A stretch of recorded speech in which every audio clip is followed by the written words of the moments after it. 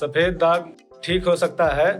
मैं आया था तो बहुत डर गया था, अब मैं पूरे तरीके से ठीक हो गया। तो ये पेशेंट हैं, इनके परिवार में किसी को सफेद दाग था, इनके सफेद दाग आया, एकदम मानसिक तनाव इनके दिमाग में आ गया। इन्होंने हमारा YouTube का वीडियो देखा। आज 6 से 8 महीने ट्रीटमेंट करने के बाद पेशेंट से बात करते हैं। अब मन कैसा है पहले से? पहले से बहुत ठीक हूँ सर, बहुत खुशी की बात है कि अब मैं ठीक हो चुका हूँ। ठीक है। हाँ जी। और जो दाग था वो 100% निकल गया सारा? हाँ जी, सब 100% ठीक हो गया है। और कोई नया दाग तो नहीं निकल रहा? नहीं जी, अब नहीं आ रहा है, नया दाग कोई नहीं आ रहा। पेशेंट का चेहरा हम आपको नहीं दिखा सकते क्योंकि privacy is very important, but इनको मिलने से पता लगता है कि कितनी मन में शांति आती है कि जब आदमी पूरी तरह ठीक हो जाता है।